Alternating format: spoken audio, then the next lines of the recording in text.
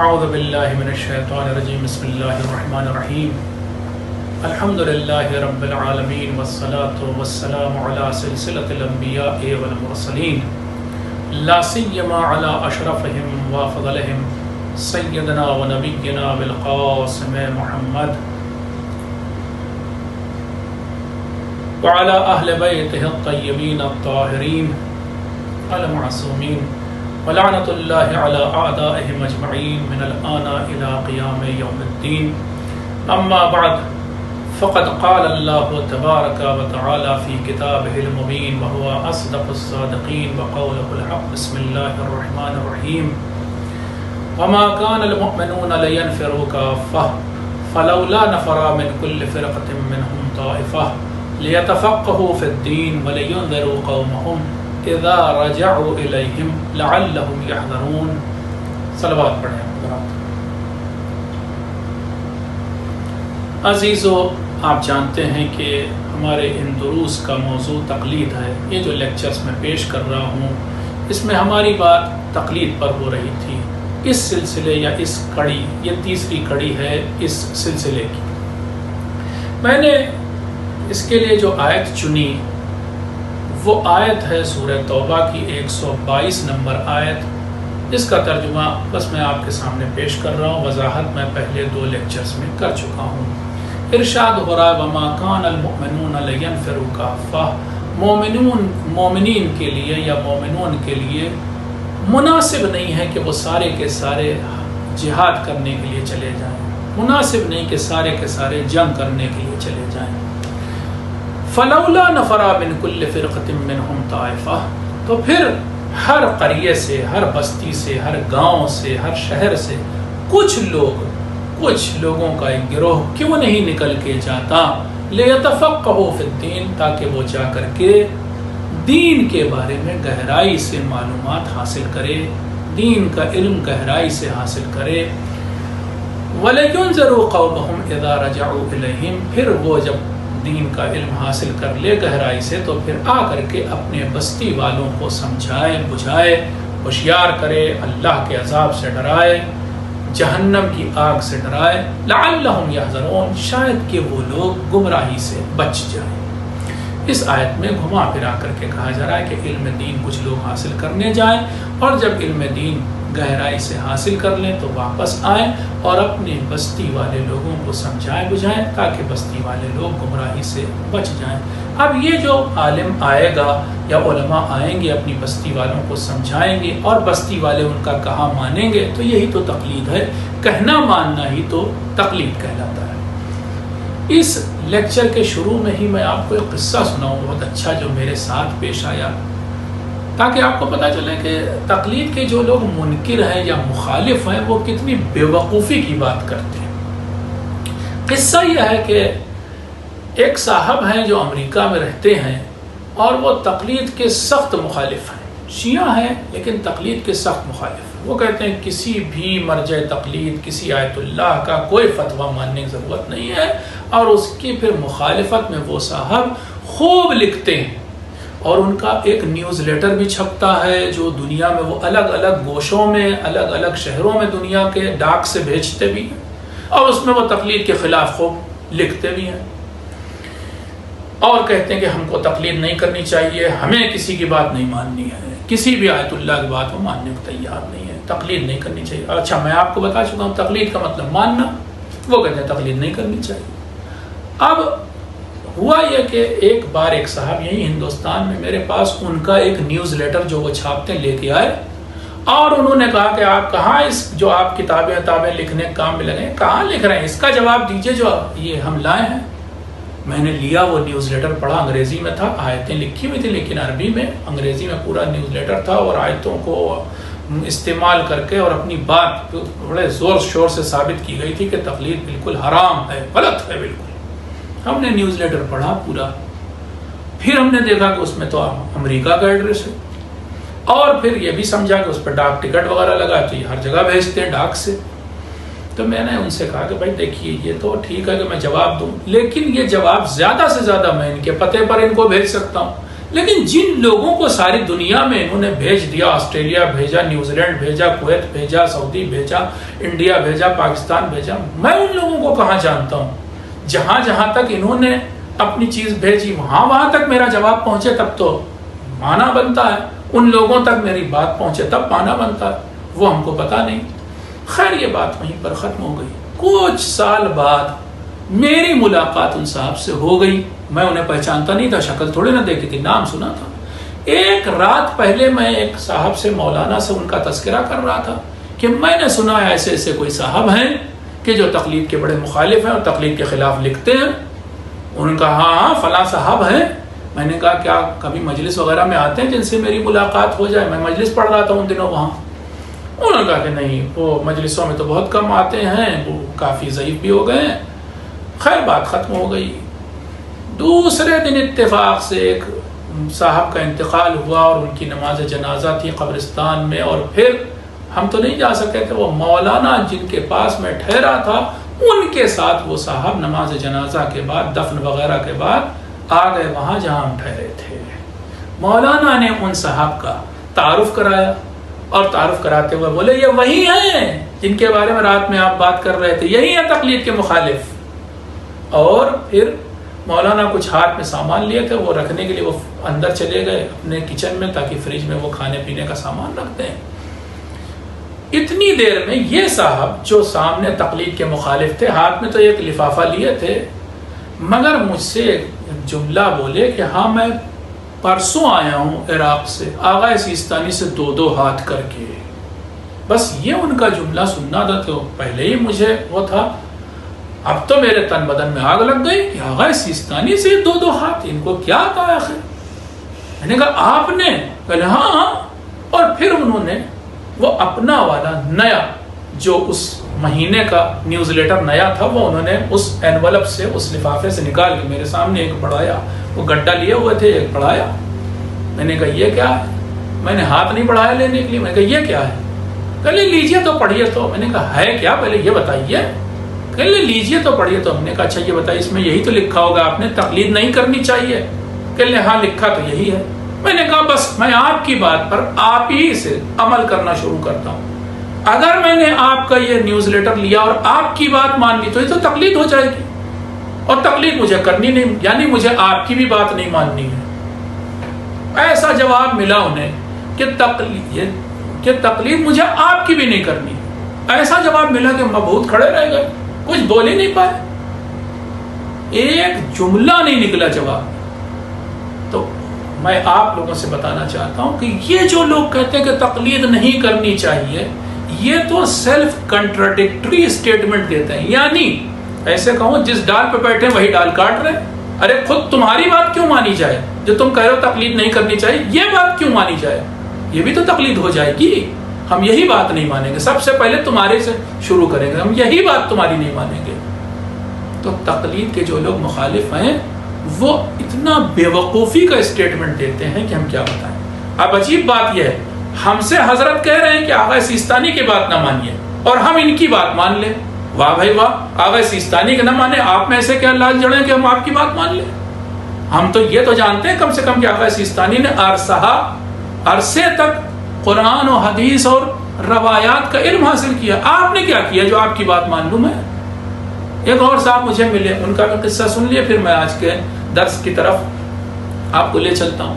ان کا قصہ یہ ہے کہ صاحب وہ ہمیں ملے ایک شہر میں، اور انہوں نے یہی کہا کہ میں تو تقلید کرتا نہیں، میں تو کسی کی تقلید کرتا نہیں۔ اچھا آپ بھائی کیا ہیں، کیا پڑھا ہے آپ نے؟ تو انہوں نے کوئی یونیورسٹی وغیرہ سے کوئی تعلیم حاصل کی تھی، یعنی کسی مدرسے، کسی حوزے، کسی طرح کے قرآن و حدیث کی کوئی تعلیم نہیں حاصل کی تھی۔ میں نے کہا اچھا تو آپ نے یہ ڈگری حاصل کی؟ ہاں۔ میں نے کہا اچھا آپ تقلید بھی نہیں کرتے؟ ہاں نہیں، تقلید بالکل نہیں کرتا۔ تو میں نے کہا آپ کو جب نماز کی تیسری اور چوتھی رکعت میں شک ہوتا ہے تو آپ کیا مانتے ہیں، چوتھی ہے کہ تیسری؟ آپ یقین کیجیے چپ ہو گئے۔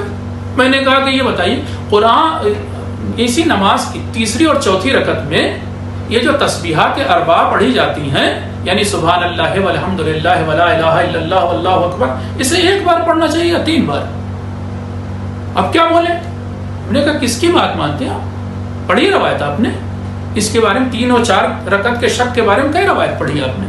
اگر 3 4 5 میں شک ہو جائے، 4 اور 5 میں شک ہو جائے، 2 اور 3 میں شک ہو جائے، ذرا روایات تو مجھے بتانا شروع کیجیے. آپ تو تقلید کریں گے نہیں، آپ تو معصوم کی بات مان رہے ہیں. تو کتنی روایتیں آپ نے دیکھی، کتنی حدیثیں دیکھی ہوئی، کون کون سی کتاب پڑھی؟ نہیں میں کسی مجتہد کی تقلید نہیں کرتا ہوں. تو میں نے کہا بھائی یہ جو مسئلہ پیش آتا ہے 3 اور 4 کا شک ہوا، کبھی ہوا نہیں ہوا؟ کس سے پوچھا آپ نے جا کے؟ میں تو وہ ایک اپنے شہر کے ایک ذاکر کا نام لیا جو صرف مجلسیں پڑھتے ہیں، اچھے آدمی ہوں گے، صرف مجلسیں پڑھتے ہیں، کسی طرح کے کوئی ایسی تعلیم حاصل نہیں کی. میں نے کہا عجیب بات ہے، یہ آپ کا اپنا اور ہمارا نصیب ہے. میں آیت اللہ العظمیٰ ناصر مکارم شیرازی صاحب کی تقلید کرتا ہوں، اور آپ اس ذاکر کی کرتے ہیں. کر تو رہے ہیں آپ بھی تقلید، مان تو رہے ہیں ان کا کہنا بھی، یہ تو تقلید ہو گئی. آپ تو کرے تو تقلید نہیں کرتے. تو بہرحال آپ کہیے یا نہ کہیے، آپ کو تقلید کرنی ہی پڑے گی، کسی کا کہنا تو ماننا ہی پڑے گا. ایسا نہیں ہو سکتا کہ آپ دنیا میں کسی کا کہنا مانے بغیر زندہ رہ جائیں. ارے چھوڑیے آپ تقلید کی تو بات، دینی دنیا کی بات چھوڑیے، آپ تو ٹریفک کے قانون کو مانتے ہیں نہیں؟ بائیں ہاتھ پہ چلتے ہیں یا نہیں چلتے ہیں؟ جو اسپیڈ لمٹ لکھی اس کو مانتے ہیں نہیں؟ ہیلمٹ لگاتے ہیں یا نہیں لگاتے ہیں؟ کہہ دیا ہم نہیں مانیں گے، ہم کوئی قانون نہیں مانیں گے. ارے آپ وہاں تو کہہ نہیں پاتے، آپ ذرا کہہ کے دکھائیے تبھی یہاں کی بات کی جائے. تو آپ وہاں بھی نہیں کہہ پاتے. ایسا نہیں ہو سکتا. انسان اگر ہوگا تو قاعدہ قانون ہوگا، بلکہ انسان سے آگے کائنات میں قاعدہ قانون چل رہا ہے. سورج پورب میں نکلتا پچھم میں ڈوب جاتا ہے، یہ قاعدہ قانونی تو ہے. آپ کہتے ہیں کوئی قاعدہ قانونی نہیں، کسی کی بات ہی نہیں مانی جائے گی. عجب، کیسے نہیں ہو، کیسے یہ دنیا چلے گی اگر بات ہی نہیں مانی گئی؟ آئیے اب میں ان 2 واقعوں کے بعد، یعنی آپ کو تقلید تو کرنی، میں ایک اور بھی بات آپ سے کہہ دوں. دیکھیے تقلید ایک ایسی چیز ہے کہ اگر اس کے بارے میں کوئی آیت نہ ہوتی اور کوئی حدیث نہ ہوتی تب بھی ہمیں تقلید کرنی پڑتی. یہ ویسی بات ہے، میں مثال دوں آپ کو. قرآن میں ایک آیت ہے کلو وشربو، کھاؤ پیو. اگر یہ آیت نہ ہوتی قرآن میں تو آپ کھانا نہ کھاتے، آپ پانی نہ پیتے. قرآن کی آیت دیکھ کر کے تب کھانا شروع کیا انسان نے. کیا ایسا ہوا ہے؟ نہیں بھائی، یہ ہماری بیسک نیڈ ہے. چاہے قرآن کی آیت آئے یا نہ آئے، ہر انسان کھاتا ہے اور پیتا ہے، چاہے مسلمان ہو یا نہ ہو، کھائے گا پیے گا. انسان ہے تو کھانا ہے اور پینا ہے. تو جب ایسی ہی چیز ہے تقلید، آیت آئے یا نہ آئے، روایت آئے یا نہ آئے، اسے تقلید کرنی ہی پڑے گی، ماننا ہی پڑے گا کسی نہ کسی کی بات. اکثر مثال دی جاتی ہے کہ آپ دنیا والے کاموں میں بھی تو تقلید کرتے ہیں. آپ جب بیمار پڑتے ہیں جا کر کے ڈاکٹر کا کہا مانتے ہیں، ڈاکٹر کو دکھاتے ہیں، ڈاکٹر جو نسخہ لکھ کے دیتا ہے اس کو مانتے ہیں نہیں مانتے ہیں؟ یہ تقلید ہے. آپ انجینئر سے گھر کا نقشہ بنواتے ہیں، یہ تقلید ہے. اور اس طرح کے نہ معلوم کتنی مثالیں ہیں. تقلید تو ہو ہی رہی ہے. آپ کو بس ایک چڑ ہے کہ ہم دینی معاملات میں تقلید نہیں کریں گے چاہے جو ہو جائے. اچھا، یعنی آپ ایسے دیکھیے نا، ہندوستان کے کانسٹیٹیوشن کو یا جو کیا پینل کوڈ جو کہا جاتا ہے، جو قانون ہے دیوانی کے اور فوجداری کے جو قانون ہیں، ان کو تو آپ جاننے کے لیے وکیل صاحب کو پکڑتے ہیں، وہاں پر تو آپ کو ضرورت پڑتی ہے.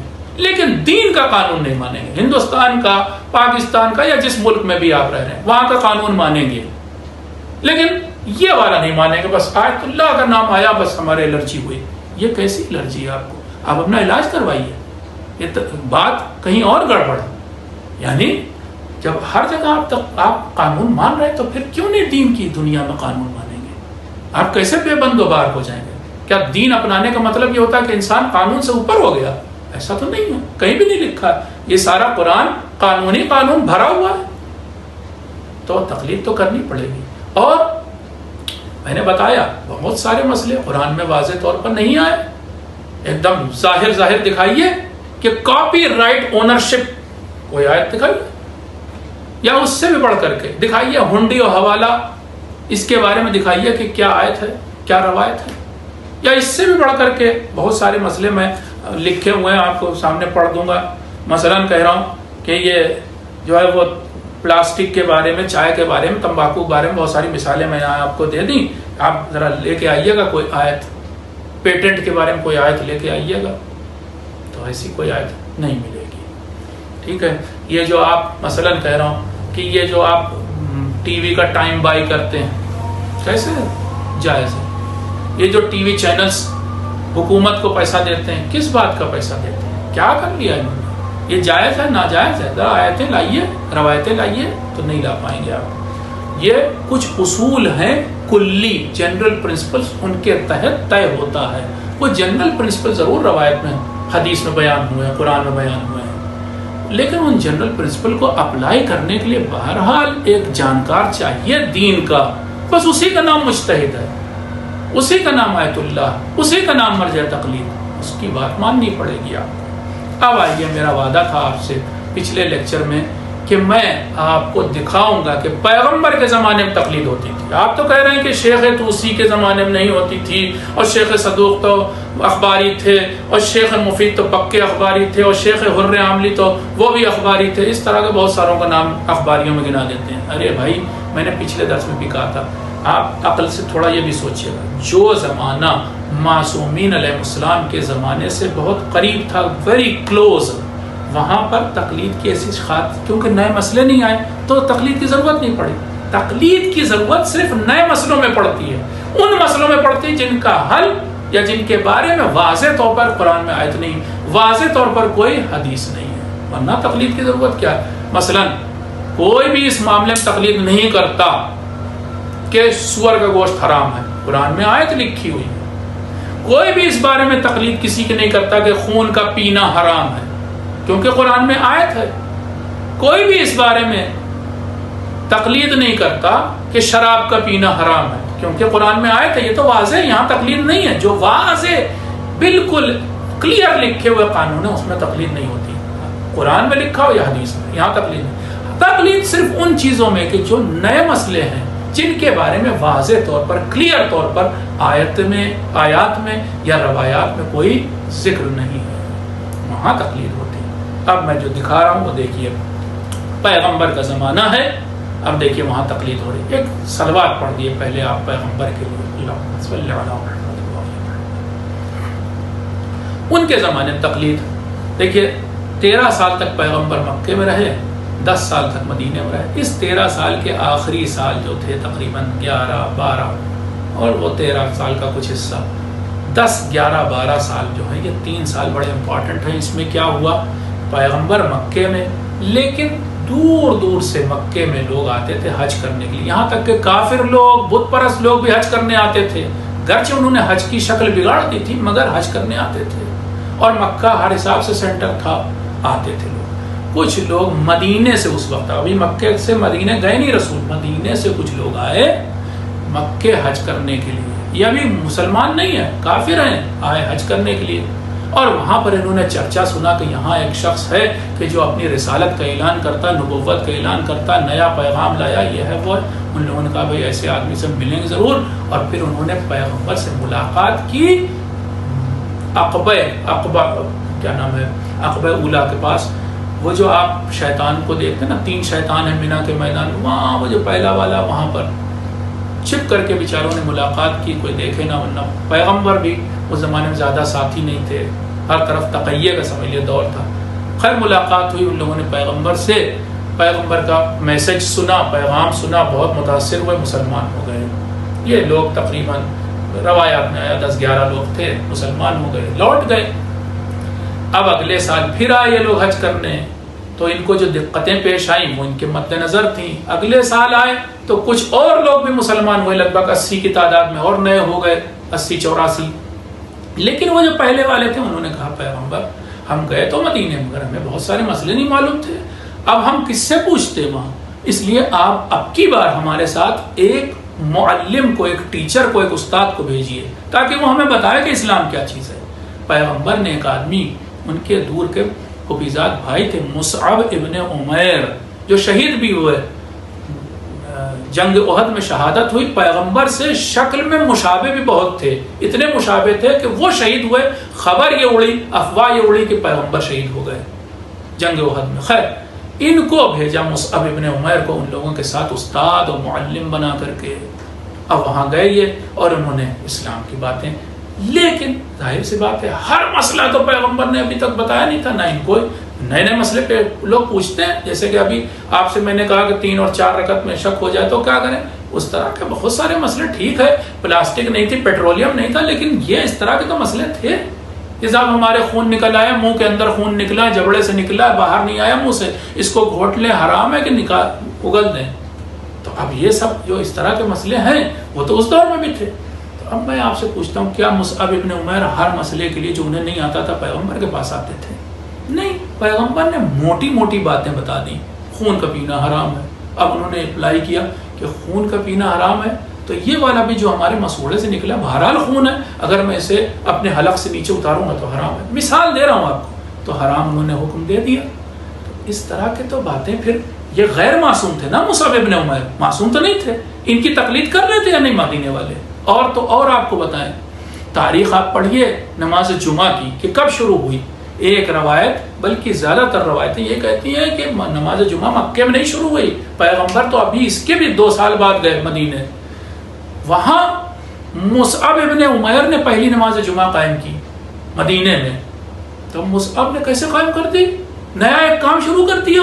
نہیں، موٹی باتیں تو رسول نے بتائی تھی، اس پر بیسڈ مصعب نے نماز جمعہ قائم کی، لوگوں نے شرکت بھی کی، نماز جمعہ شروع ہو گئی۔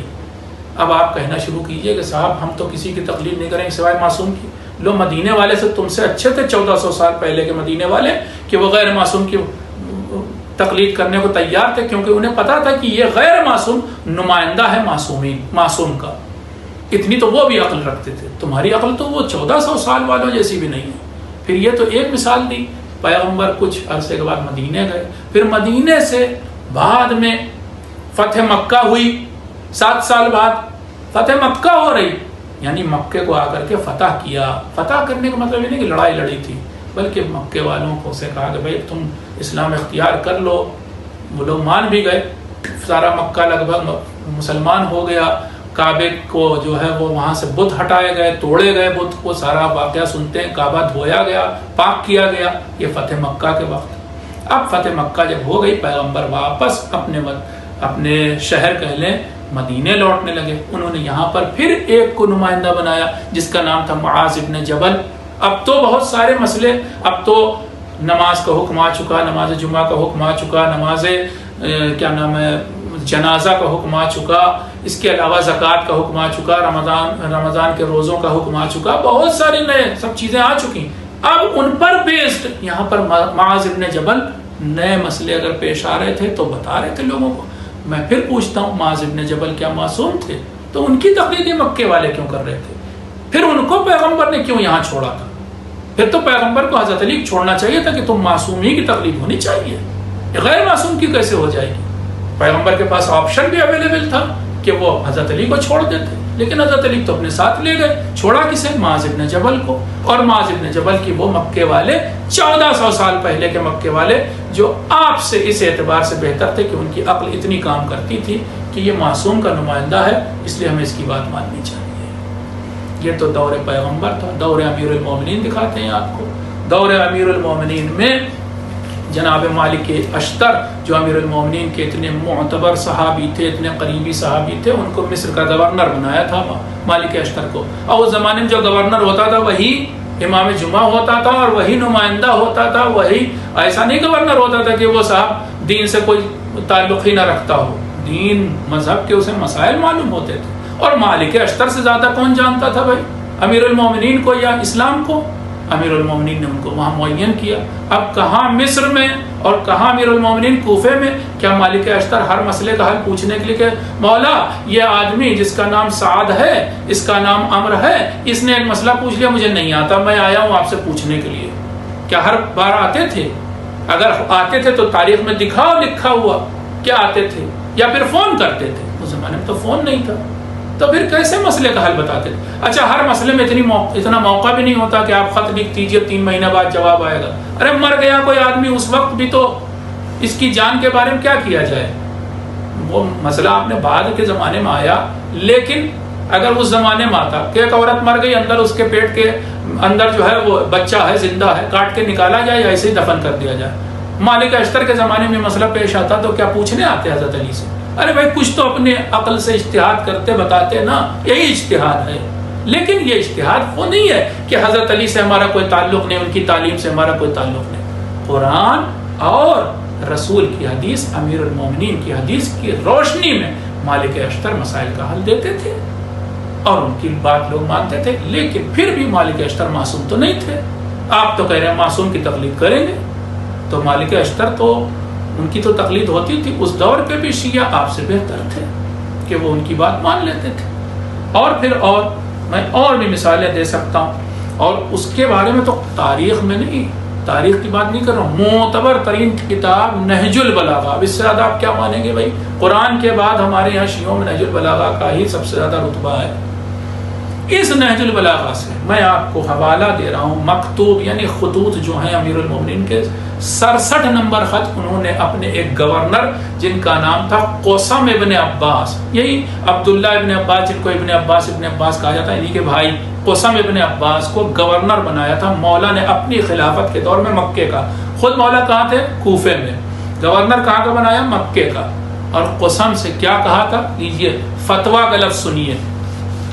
دور امیر المومنین میں فرماتے ہیں وَأَجْلِسْ لَهُمْ الْعَصْرَيْنِ، اے قسم ابن عباس تم لوگوں کے لیے 2 عصر کے وقت بیٹھنا، جیسے ہم مغربین ظہرین کہتے ہیں، عصر کے وقت کل ملا کر کے دن کے وقت ایسے کہنا، دن کے وقت تم ان کے لیے بیٹھنا، اور بیٹھ کر کے پھر کیا کرنا؟ وَأَفْتِ الْمُسْتَفْتِي، اور جو تم سے فتویٰ مانگے اسے فتویٰ دینا. اب یہ فتویٰ کا بھی لفظ ہے، آپ کو تو فتویٰ لفظ سے چڑ ہوتی ہے. جتنے بھی مخالفین ہیں تقلید کے وہ فتویٰ لفظ آتے ہی بھڑک جاتے ہیں. لوگ امیر المومنین کے قول میں فتویٰ لفظ آیا. فَأَفْتِ الْمُسْتَفْتِي، مستفتی وہ ہوتا ہے جو فتویٰ مانگے. افتے کا مطلب فتویٰ دو اسے جو تم سے فتویٰ مانگے. اب یہاں پہ تو قسم ابن عباس سے امیر المومنین کہہ رہے ہیں. میں پھر سوال کرتا ہوں، قسم ابن عباس کیا معصوم تھے؟ نہیں معصوم تھے. آئیے پھر آگے کے دور دکھاتے ہیں.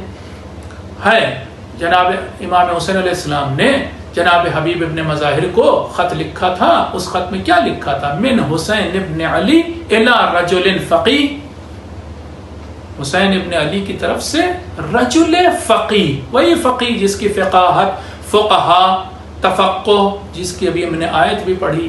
فقیہ کون ہوتا ہے؟ جو دین کی معلومات گہرائی سے حاصل کر چکا ہوتا ہے، جسے دین کی اطلاع ہوتی، گہرائی سے معلومات حاصل ہوتی، علم دین رکھتا گہرا.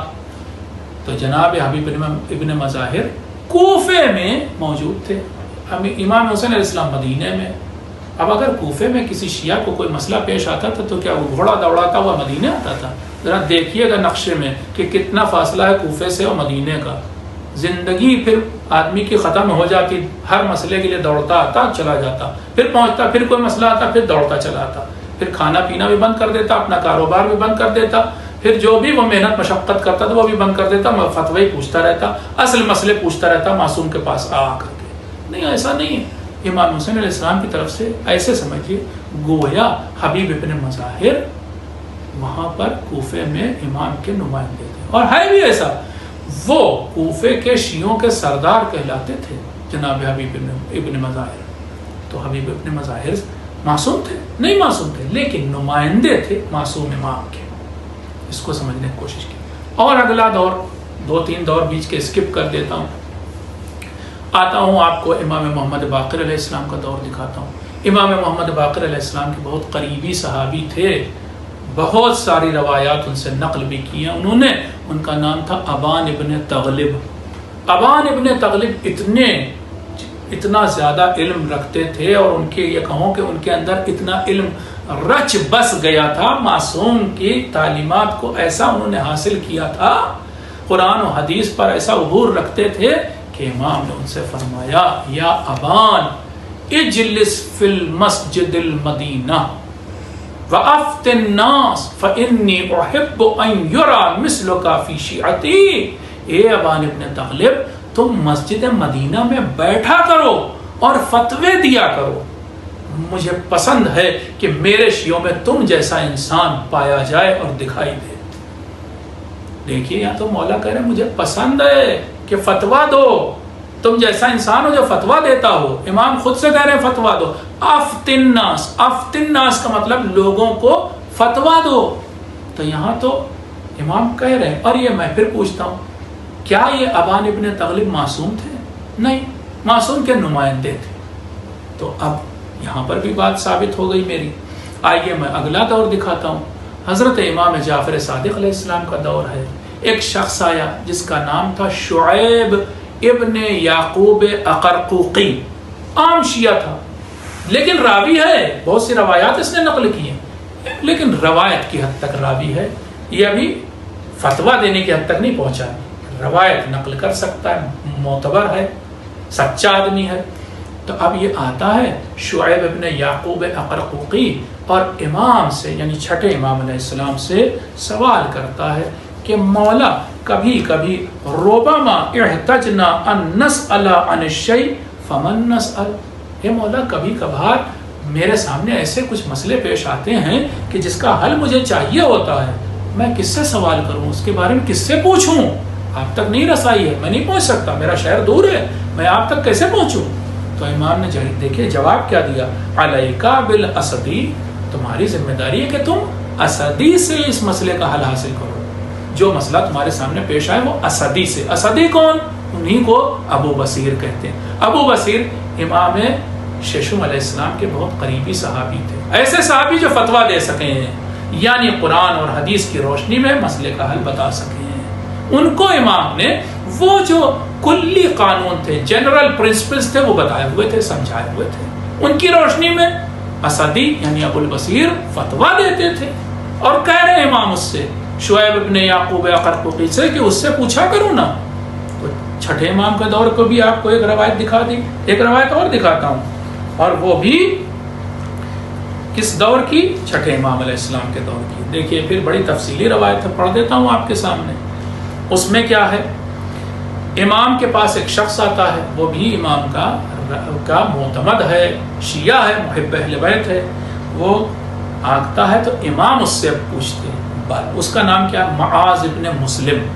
آتا ہے امام کے پاس اور امام اس سے پوچھتے ہیں, بلغنی انک تقعد فی الجامع فتفتی الناس, مجھ تک یہ بات پہنچی ہے کہ تم مسجد جامع میں یعنی جمعہ مسجد میں بیٹھتے ہو اور لوگوں کو فتویٰ دیتے ہو. قلت, وہ راوی یعنی خود معاذ ابن مسلم کہتا ہے, قلت نعم, جی مولا ایسا ہی کرتا ہوں. اردت ان اسألک عن ذلک قبل ان اخرج, میں چاہتا تو یہی تھا کہ اپنے نکلنے سے پہلے, جانے والا تھا شاید امام کے پاس سے, میں اس بارے میں آپ سے پوچھنا چاہتا تھا کہ میں صحیح کام کر رہا ہوں یا نہیں کر رہا ہوں. آپ سے ملنے آیا تھا, میں جا رہا تھا, بھول رہا تھا, آپ نے یاد دلا دیا, پوچھنا چاہتا تھا کہ میں صحیح کام کر رہا ہوں یا نہیں. اور پھر اب خود ہی اس نے بیان کیا کہ میں کرتا کیا ہوں, مولا سنیں آپ.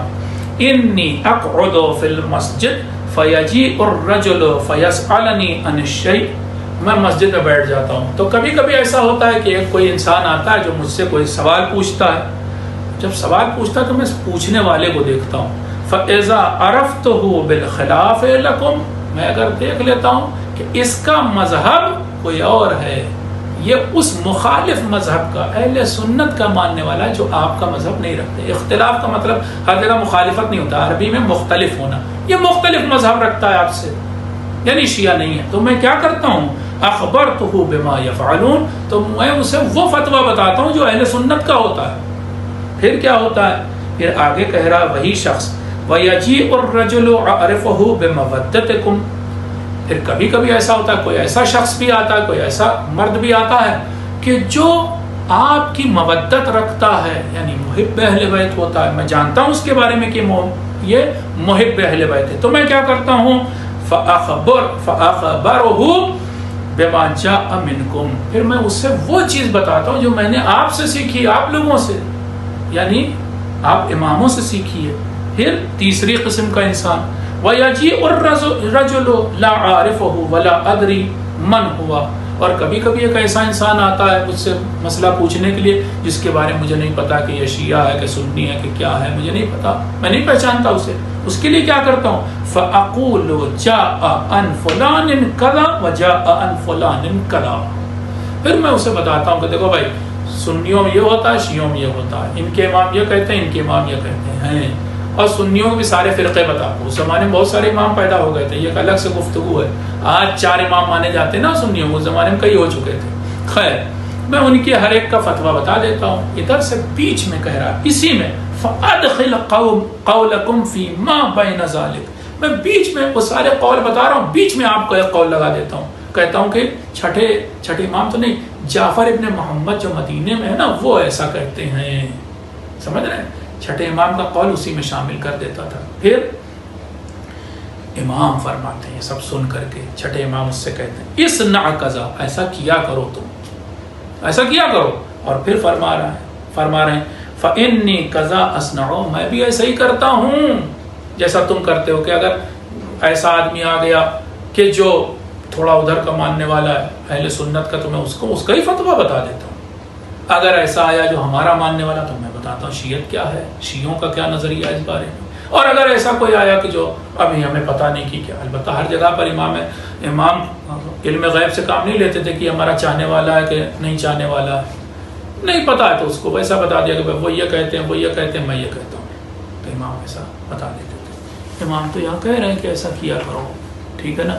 یہ معاذ ابن مسلم یہ کوئی معصوم تو نہیں تھا، معصوم کا نمائندہ تھا۔ اور آپ کو بتا رہا ہوں اگلا دور امام رضا علیہ السلام کا دور ہے۔ امام رضا علیہ السلام کے دور میں بھی ایسا ہوا ہے کہ ہم آپ کو حدیث سناتے ہیں، روایت۔ اچھا یہ بتا دیں، آپ کو حوالے آپ پوچھیں گے، وہ جو میں نے روایت پڑھی 5ویں امام کی، کہ جو انہوں نے ابان ابن تغلب سے کہا تھا کہ اجلس فی المسجد المدینہ وافت الناس، اس کا حوالہ یہ ہے کہ کتاب ہے ہماری شیعوں کی مستدرک الوسائل، اور اس کتاب کو بھی الگ الگ اس کے ایڈیشن ہے، وہ ایڈیشن کہ جو قوم کے مؤسسے آل البیت نے چھاپی ہے، اس کی 17 نمبر جلد اور صفحہ نمبر 315۔ اسی طرح سے جو میں نے روایت پڑھی آپ کے سامنے چھٹے امام کی، کہ جب شعیب ابن یعقوب اقرقوقی نے پوچھا تھا میں کس سے مسئلہ پوچھوں، اس روایت کا حوالہ ہے وسائل الشیعہ جلد نمبر 27 صفحہ نمبر 142۔ اور یہ بھی وسائل الشیعہ جو اس ادارے نے چھاپی۔ اکثر ایسا ہوتا ہے کہ پرنٹنگ جب ہوتی ہے ان کتابوں کی، تو اب جب کمپیوٹر سے چھپنے لگی ہیں، کمپیوٹر سے کمپوزنگ ہو رہی ہے اور اس کی ٹائپنگ ہو رہی، تو اب نمبر پیج کے بدل گئے۔ جب ہاتھ سے لکھی جاتی تھی تو کم جلدوں میں ہوتی تھی، اب ذرا سا کھلا، تو اب جو ہے یہ جو ایڈیشن ہے جو آل البیت نے چھاپا ہے قم کے ادارے نے، اس کی میں حوالہ دے رہا ہوں۔ آپ چاہیں تو اور کوئی بھی دیکھ لیے گا، بہرحال آپ کو ڈھونڈنا پڑے گا، لیکن ایڈیشن بدلتے، روایت تو ساری وہی رہتی ہے۔ اب میں جو آپ کے سامنے روایت پیش کرنے جا رہا ہوں وہ امام رضا علیہ السلام کے دور کی ہے، اور وہ اس کا حوالہ پہلے سے بتا دوں، رجال توسی میں وہ موجود ہے، اور اس کی دوسری جلد صفحہ نمبر 779 پر ایک شخص جس کا نام ہے حسن ابن علی ابن یقطین، شاید آپ نے علی ابن یقطین کا نام سنا ہو۔ یہ علی ابن یقطین جو تھے وہ امام موسیٰ کاظم علیہ السلام کے صحابی تھے، ان کا بیٹا حسن ابن علی ابن یقطین، اور ادھر سے امام موسیٰ کاظم علیہ السلام کے بیٹے امام رضا علیہ السلام، ان کا زمانہ ہے۔ حسن آتے ہیں اور آ کر کے امام رضا سے کہتے ہیں کہ میرے سامنے کبھی کبھی ایسے مسئلے پیش آتے ہیں کہ میں ان کا جواب جاننا چاہتا ہوں۔ اب یہ بھی کوئی معمولی تو نہیں آدمی ہے، ایک بہت اہم صحابی کا بیٹا، لیکن بہرحال اس کو نہیں سمجھ میں آتا ہوگا مسئلے کا حل، تو امام سے پوچھتا ہے کہ کیا میں اس سلسلے میں یونس ابن عبد الرحمن کی طرف رجوع کر سکتا ہوں؟ میں عربی پڑھتا ہوں اس روایت کی۔ لا اکاد اصل الیک اسألک عن کل ما احتاج الیہ من معالم دینی، یہ ممکن نہیں ہو سکتا مجھ سے کہ میں ہر اس مسئلے میں کہ جو میرے سامنے پیش آتا میں آپ کے پاس آ کر کے اس کا حل پوچھوں، مسئلے کا حل۔ تو پھر کیا کروں؟ افا یونس ابن عبد الرحمن ثقہ آخذ منہ ما احتاج الیہ، تو پھر کیا یونس ابن عبد الرحمن جو آپ کے بڑے اور قریبی صحابی ہیں، جن کے اندر علم رچ بس گیا ہے، جنہوں نے آپ کے ساتھ ایک عرصہ گزارا، کیا وہ معتبر ہے کہ میں ان سے اپنے دین کا مسئلہ پوچھ لوں؟ امام فرماتے ہیں نعم، ہاں پوچھ لینا، اس سے پوچھ سکتے ہو، یونس ابن عبد الرحمن ہمارا معتبر انسان ہے۔ اب میں پوچھوں گا، یہ تو خود حسن ابن علی ابن یقطین تو خود صحابی کے بیٹے ہیں، شیعہ ہیں، یہ پوچھ رہے ہیں کہ ہم اس سے پوچھیں، اس کا مطلب ہے کہ ہر ایک سے نہیں، اس آدمی سے کہ جو جانکار ہو اس سے پوچھنا۔ وہ خود بتا رہے ہیں، خود ہی کہہ رہے ہیں کیا ان سے پوچھ لو، یعنی اس دور کے لوگ بھی سمجھتے تھے کہ ہر ماں شما سے نہیں پوچھنا، اس آدمی سے پوچھنا جس نے امام سے ڈائریکٹ علم لیا اور جس نے امام کی تعلیمات کو اچھے سے سمجھا ہے۔ تو پھر یہاں امام رضا علیہ السلام کے دور میں بھی ہم دیکھ رہے ہیں کہ یونس ابن عبد الرحمن جو کہ غیر معصوم ہے، ان کی گویا تقلید ہو رہی ہے، کیونکہ وہ اپنے وہاں پر مسائل کا حل دے رہے ہیں۔ امام کہاں موجود ہیں؟ امام مدینے میں موجود ہیں، اور یہ یونس ابن عبد الرحمن مدینے سے میلوں دور، تو اس شہر میں، اپنے شہر میں، تو وہاں پر مسائل بیان کر رہے ہیں، فتویٰ دے رہے ہیں، اور ان کے فتوے کو مانا جا رہا ہے، یہی تو تقلید ہے۔ تو میں نے تاریخ بھی آپ کو دکھا دی، تاریخ میں بھی ہوتی تھی تقلید۔ ابھی تو آپ کہہ رہے تھے اعتراض کرنے والے صاحب کہ شیخ صدوق کے دور میں تقلید نہیں ہوتی تھی۔ شیخ صدوق کب ہوئے؟ ان کی وفات ہے 381 ہجری میں۔ امام رضا کب ہوئے ہیں؟ 190-84 سے لے کر کے ان کی امامت کا زمانہ 203 ہجری تک۔ امام رضا پہلے ہوئے یا شیخ صدوق؟ میں نے تو پیغمبر کا دور دکھا دیا، جب ہجری کیلنڈر کا آغاز ہوا وہاں سے، اس سے پہلے سے بعثت کا دور دکھا دیا۔ جب 10 بعثت کی میں بات کر رہا ہوں، اس دور میں تقلید ہوتی تھی۔ آپ تو شیخ صدوق کی بات کر رہے ہیں، اور اس کے بعد آپ کہہ رہے ہیں کہ مثلاً آگے کے لوگوں میں مثال دیتے ہیں وہ لوگ بہت سے، شیخ غر عاملی کے دور میں تقلید نہیں ہوتی۔ غر عاملی کا دور کیا ہے؟ 11ویں اور 12ویں صدی ہے۔ 11ویں اور 12ویں صدی ہجری تو 1000 سال بعد رسول کے، 1000 سال بعد امیر المومنین کے۔ آپ ان کی بات کریں تقلید نہیں ہوتی، میں آپ کو 1000 سال پہلے دکھا رہا ہوں کہ تقلید ہوتی تھی۔ اور پھر بھی میں نے آپ سے کہا اس سب سے الگ کہ اگر تقلید کے بارے میں کوئی روایت نہ بھی ہو تب بھی آپ کو تقلید کرنی پڑے گی، آپ جائیں گے کیسے؟ میں نے مثال بھی دی، اگر پانی پینے کے بارے میں کوئی آیت نہ ہوتی، کھانا کھانے کے بارے میں کوئی آیت یا روایت نہ ہوتی، تو آپ کیا کھانا نہ کھاتے، پانی نہ پیتے؟ ارے یہ تو ضروریات میں سے ہے، بنیادی ضرورتوں میں سے ہے، اس کو تو کرنا ہی ہے، کھانا تو ہے ہی ہے، پینا تو ہے ہی ہے۔ تو بس اسی طرح سے بنیادی چیز ہے۔ آپ کی گاڑی کیسے چلے گی جب ہم آپ سے پوچھیں گے کہ صاحب اس دوا کا استعمال اس مریض پہ کر سکتے ہیں نہیں، پلازما ڈونیشن ہو سکتا ہے نہیں، پلیٹلیٹ ڈونیٹ کر سکتے ہیں نہیں، بلڈ ڈونیشن ہو سکتا ہے یا نہیں؟ یہ تو میں میڈیکل فیلڈ کے حوالے دے رہا ہوں، ورنہ تو ابھی آپ سے پوچھنا شروع کروں گا کہ کب آپ نے دیکھا، کس روایت میں لکھا ہے کہ رسول باٹا کا جوتا پہنتے تھے؟ تو یہ تو آپ نے اپنے سے سمجھا نا، تو یہ یہاں پر تو آپ کی عقل اپنی بھڑا رہے ہیں۔ ارے بھائی اصول، کلی اصول، رسول نے یہ نہیں طے کیا کہ اس طرح کا جوتا پہنو گے، اس طرح کا نہیں پہنو۔ رسول نے لباس کے سلسلے میں، جوتوں کے اس طرح کی چیزوں کے سلسلے میں کچھ اصول کلی بتا دیے۔ دیکھو تمہارا لباس ایسا ہو جو تمہارے بدن کو ڈھکے، وہ بھی ڈیسنٹلی ڈھکے۔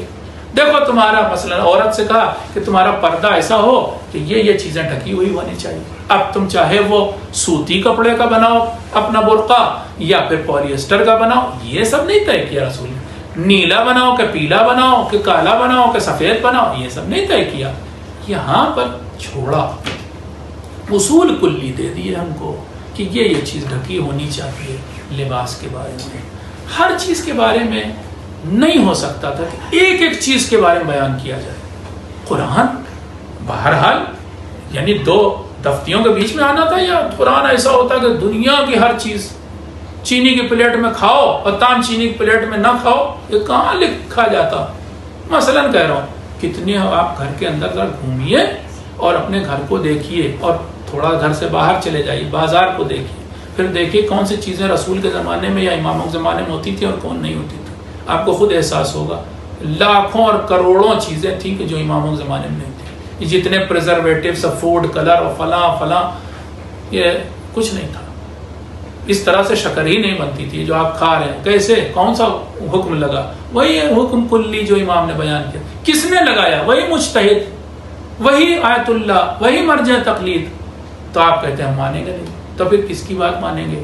کہاں لکھا ہوا قرآن میں کہ آپ شکر یہ والی لے لیجئے کہ جس میں مثلا 1000 کیمیکل ڈال کے صاف کی گئی ہے؟ دکھائیے مجھے کوئی آیت، دکھائیے مجھے کوئی روایت۔ پھر آج سے آپ یہ نمک کھانا چھوڑ دیجئے، شکر کھانا چھوڑ دیجئے، نمک میں تو آیوڈین پڑا ہے، فلاں ہے۔ ابھی کیسے آپ کو پتا کہ حرام ہے کہ حلال ہے آیوڈین؟ تو یہ ساری باتیں جذبات سے کام نہ لیجئے، ٹھنڈے دماغ سے سوچئے۔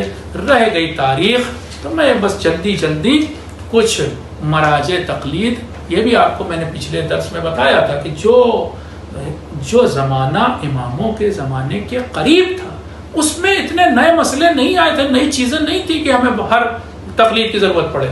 20 سال تک کوئی نئی بات نہیں آتی تھی. آج 20 سال میں دنیا کہاں سے کہاں پہنچ جاتی. مثال دے دوں آپ کو، یہ موبائل فون کی ہسٹری کتنی ہے. ابھی مجھے یاد ہے کہ سن 2004 میں حج کرنے گیا، تب تک میرے پاس موبائل فون نہیں تھا، اور وہاں پر چونکہ قافلے سے جدا ہوئے جا رہے تھے، ضرورت پڑی تو پھر وہاں لیا. تو اب اس کے بعد سے لیکن وہ موبائل فون بالکل بیسک تھا، نمبر دکھتے تھے اور کچھ نہیں، صرف کالنگ ہوتی تھی. آج موبائل فون میں اسی میں کیمرہ ہے، اسی میں پتہ نہیں کیا کیا ہے. کتنی تیزی سے زمانہ بدلا. یہ انٹرنیٹ کا تو تصور ہی نہیں تھا. یہ انٹرنیٹ سے کیا کیا نہیں ہوا جا رہا. یہ جو آپ خرید رہے ہیں، بیچ رہے ہیں، ساری چیزیں انٹرنیٹ پر، یہ موبائل فون پر، اور اس میں کیا کیا ہے یہ تو آپ خود دیکھیے. تو زمانہ کتنی تیزی سے بدلتا ہے. اب چیزیں کتنی تیزی سے بدلتی ہیں. اب آرٹیکلس اینڈ آبجیکٹس اور را مٹیریل کتنی تیزی سے بدلتا ہے. پلاسٹک کی بھی ایک قسم نہیں، لاکھوں قسمیں ہیں. اسی پیٹرولیم سے اب دوائیں بن رہی ہیں، آپ کو پتا ہے. اسی پیٹرولیم سے کھاد بن رہی. یہ جو زمین کے نیچے سے تیل نکل رہا ہے، اس سے کھاد بناتے ہیں، اس سے دوائیں بناتے ہیں، اس سے پلاسٹک بنتی. یہ تو آج سے 100 سال پہلے، یہ تیل 200 سال پہلے نہیں تھا. تو اتنی چیزیں نئی بن گئیں. جتنے پینٹ، جتنی وارنش، یہ ساری کچھ نہیں تھی. تو ان سب کے بارے میں ہم کو حرام حلال تو جاننا ہے نا. یا تو پھر کہہ دیں کہ اسلام بس اس زمانے تک تھا جب تک معصوم ہمارے درمیان تھے، یعنی ظاہری طور پر جب تک دکھ رہے تھے. غیبت صغرا تک تو بس یہ اسلام تھا، اس کے بعد اسلام ختم. تو پھر ایسا ہوگا تو پھر آپ بھی ختم، یعنی آپ کا اسلام بھی ختم. اگر آپ مانتے ہیں کہ اسلام آج بھی ہے، ویسے ہی زندہ ہے، تو آپ کو تقلید کرنی پڑے گی. اور اب بھی اگر آپ کے پاس کوئی سوال ہو میرے پاس آپ بھیجیں، جتنی میری بساط ہوگی انشاءاللہ اس کا کنونسنگ آنسر دیں گے. میں آپ کے سامنے ایک فہرست پڑھنے جا رہا تھا کہ مراجع کرام غیبت کبریٰ میں، غیبت کبریٰ کب سے شروع ہوئی؟ 329 ہجری سے. اور 329 ہجری میں یعقوب کلینی جو کہ کافی الکافی کتاب جنہوں نے کمپائل کی، ان کی وفات ہے. اس کے بعد سے آپ دیکھیں شیخ صدوق، آپ کہہ رہے ہیں کہ وہ اخباری تھے. ارے بھائی اس زمانے میں صرف اخبار ہی کے حد تک تھا. میں نے کہا اس زمانے میں نئے مسئلے آتے نہیں تھے اتنے، آج آتے ہیں. پھر شیخ مفید سن 336 سے 412.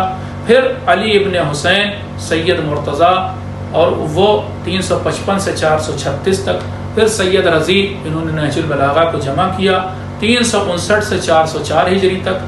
پھر شیخ طوسی، یعنی کون؟ محمد ابن حسن شیخ طوسی، جن کی 2 کتابیں کتب اربعہ میں داخل ہیں، وہ 385 سے 460 ہجری تک رہے اس دنیا میں. پھر دیکھیں گیپ کوئی ایسا نہیں آ رہا ہے. پھر محمد ابن علی ابن شہر آشوب، یہ ان کا زمانہ 489 سے 588. پھر اس سے آگے خواجہ نصیر الدین طوسی، بہت بڑے عالم ہمارے. ان کے زمانے میں ان کی ایک طریقے سے اس زمانے میں خواجہ کی تقلید ہو رہی تھی. 597 سے 672 تک. پھر اس کے بعد تو فقہا کا ایسا دور ہے. محقق ہلی یعنی جعفر ابن حسن محقق ہلی 602 سے 676. یہ کون تھے؟ ماموں تھے علامہ ہلی کے، محقق ہلی. پھر خود علامہ ہلی جو ان کے شاگرد بھی تھے 648 سے 726 ہجری تک. ان کا پورا نام علامہ ہلی کا حسن ابن یوسف علامہ ہلی. پھر علامہ ہلی کے بعد ان کے بیٹے فخر المحققین محمد ابن حسن، یعنی جن کو پسر علامہ بھی کہا جاتا ہے، 682 سے 771 ہجری تک. پھر شمس الدین محمد ابن مکی شہید اول، جن کا آپ سوچیں کہ ابھی بھی کتاب ہمیں حوزے میں پڑھائی جاتی اللمع الدمشقیہ، یہ جو ہے یہ محمد ابن مکی شہید اول کی کتاب ہے. یہ 734 سے 786 ہجری میں ان کی شہادت ہوئی. 786 ہجری یاد کرنے لائق. پھر ابن فہد ہلی، ان کی بڑی مشہور کتاب ہے عدت الداعی، ان کا زمانہ ہے 757 سے 841 تک. پھر نور الدین عبداللہ محقق کرکی، بہت بڑے عالم شیعہ ہوئے اور بہت بڑے مجتہد، 870 ہجری سے لے کر کے 940 تک. پھر زین الدین ابن علی العاملی، جنہیں شہید ثانی کہا جاتا ہے، جنہوں نے اس لمع دمشقیہ کی شرح لکھی، شرح لمع کہی جاتی ہے، اور وہ 911 ہجری سے 966 ہجری تک. پھر زمانہ آتا مقدس اردبیلی کا جن کی وفات 993 ہجری میں. پھر زمانہ آتا ہے شیخ بہائی کا 953 سے 1031 ہجری تک. یہ سب فقہا ہیں, یہ سب مجتہدین ہیں. پھر محمد تقی مجلسی یعنی علامہ مجلسی کے والد 1070 ہجری میں وفات ہوئی. پھر ملا صالح مازندرانی بہت بڑے مجتہد, ان کا دور ہے 1086 ہجری میں ان کی وفات. پھر خود علامہ مجلسی یعنی محمد باقر ابن محمد تقی مجلسی, جن کی وفات بہت آسان ہے یاد رکھنا 1111 ہجری. پھر محمد باقر ابن محمد اکمل یعنی آغا وحید بہبہانی 1018 ہجری سے لے کر کے 1207 ہجری تک. پھر شیخ جعفر ابن خضر کاشف الغطاء بہت بڑے مجتہد کہ جن کا ڈنکا تھا اس زمانے میں 1156 سے 1228 ہجری تک ان کا دور. پھر شیخ مرتضی انصاری جن کی کتابیں آج تک حوزے میں نجف میں قم میں ہر جگہ پڑھائی جاتی ہیں, فرائد الاصول اور المقاصد ان کی دو مشہور کتابیں. یہ نجف میں روضہ امیر المومنین علیہ السلام میں دفن ہیں 1214 ہجری سے 1281 ہجری تک. پھر مرزا محمد حسن ابن محمود شیرازی جن کو مرزا بزرگ کہا جاتا ہے, یہ 1230 سے لے کر کے 1312 ہجری تک. پھر سید ابو الحسن محمد اصفہانی, ان کی تصویریں بھی اب تو آپ کو ہیں نیٹ پہ اویلیبل, آپ دیکھ سکتے ہیں 1277 ہجری سے 1365 ہجری تک. پھر حسن ابن علی طباطبائی بروجردی, آغا بروجردی کی تصویر بھی لگی قم میں اور معصومہ قم کے روضے میں ان کی قبر بھی موجود ہے. ان کا دور تھا 1292 سے 1381 تک یہ حیات رہے. پھر سید محسن ابن مہدی طباطبائی الحکیم جنہیں آغا محسن الحکیم کے نام سے جانا جاتا ہے, یہ 1306 میں پیدا ہوئے اور 1390 ہجری میں ان کی وفات ہوئی. پھر سید ابو القاسم الخوئی کہ جو 1317 میں پیدا ہوئے اور 1413 میں ان کی وفات ہوئی. پھر سید روح اللہ موسوی الخمینی 1320 میں ولادت اور 1409 میں وفات. اور پھر الحمدللہ ہمارے ان فقہا کا سایہ اللہ نے باقی رکھا, اور دعا یہ ہے کہ ایسے ہی وہ ان فقہا کو جو آج کے دور کے ہیں ان کے سائے کو باقی رکھے یہاں تک کہ امام زمانہ علیہ السلام کا ظہور ہو جائے. اور وہ دو نام ہیں سید علی الحسینی السیستانی 1349 میں ہجری میں ولادت ہے, اور انشاءاللہ ان کا سایہ ہمارے سروں پر باقی رہے. اسی طرح سے سید علی خامنئی حفظہ اللہ, اور ان سب کے لیے جن کا میں نے نام لیا, ان سب پر اللہ کی رحمت ہو. اللہ اپنے اپنا رضوان جو کہا جاتا ہے رضوان اللہ علیہم, ان کے لیے کہتا ہوں. بہرحال ان کو طول حیات دے, خاص طور سے رہبر معظم حضرت آیت اللہ سید علی خامنئی کو اللہ طول عمر عطا فرمائے, آغا سیستانی کو طول عمر عطا فرمائے, اور اسی طرح سے جو آج کے مراجع کرام ہیں انشاءاللہ اللہ ان کو طول عمر عطا فرمائے. آپ فخر سے کہیے کہ آپ کو ایسے لیڈر ملے ہیں. بس آخری جملہ کہہ رہا ہوں, ایک صاحب نے ملاقات کی تھی آغا سیستانی سے, اور وہاں پر کسی ایک ایسے آدمی نے کہ جو شیعہ کہنے کا تھا لیکن بے دین کہہ لیں آپ تھا, بحث کر رہا تھا آغا سیستانی نے. آغا سیستانی نے اسے بہت سمجھایا. اب اس نے یہاں تک یہی والی باتیں جو بعض لوگ کرتے ہیں اخباری لوگ کہ یہ کھانے پینے کا طریقہ ہے بنا دیا. مولویوں نے اپنے کھانے پینے کے لیے خمس کا معاملہ گڑھا ہے, یہ ہے. تو آغا سیستانی کھڑے ہو گئے, کہا تو نے جب ایسی بات کہی ہے تو دیکھ. اور پھر آغا سیستانی نے اپنی قبا جو پہنتے ہیں وہ اتار دی. جس آدمی نے آنکھ سے دیکھا اس نے مجھے بتایا ہے, اتار دی. آغا سیستانی کے صرف یہ آستین اوپر کی, معاف کیے, آستین اوپر کی آغا سیستانی کے یہاں پر آستین جو تھی کرتے کی آستین, قبا کی آستین اوپر کی, کرتے کی آستین چھلنی تھی, کپڑا گلا ہوا تھا دونوں آستینیں. اور کہا کہ اگر تم چاہو یقین نہ ہو رہا تو اس قبا کو اتار دوں گا, تو اس کرتے میں پیچھے پیٹھ نہیں ہے. اتنا پرانا قدیمی بوسیدہ کپڑا پہنے ہوئے تھے. اور ہماری قوم دیکھیے ایسے لیڈرز, آغا خامنئی کے بارے میں حفظہ اللہ, دونوں کو اللہ طول عمر دے. آغا خامنئی کے بارے میں نے دیکھا ویڈیو آیا، تصویر آئی، پھٹی چپل پہنے ہوئے بیٹھے ہیں اور سینکڑوں کے مجمع میں تقریر کر رہے ہیں، اور ان کا لائیو ان کی تقریر آ رہی ہے۔ سادہ کھانا کھاتے ہیں، روکھی روٹی کھاتے ہیں آقا خامنہ ای۔ ان کے دسترخوان پر جن لوگوں نے شرکت کی دیکھا تو صرف روٹی تھی اور پنیر تھا، اور سبزی کہی جاتی ایران میں یہ دھنیا مرچا جو آپ کہیں، پودینہ کہیں، یہ تھا، اس سے کھانا کھا رہے تھے۔ ہماری قوم کتنی ناقدری ہے کہ ایسے لیڈرز کی قدر نہیں کر رہی، اور دوسری قوموں کے ذرا سا آپ ان کے لیڈر کو، چھوٹے لیڈر سے لے کے بڑے لیڈر تک ذرا نگاہ کیجئے گا، چاہے وہ ہم دوسرے فرقے ہوں اور چاہے وہ دوسرے دین ہوں، ان کے ماننے والوں کے لیڈر جو ہیں، ان کے لیڈرز کو دیکھیے گا وہ کیسی رائل زندگی گزار رہے ہیں، ہیلی کاپٹرز ہیں ان کے پاس، اور لیکن تب بھی ان کے ماننے والے ان کو مانتے ہیں۔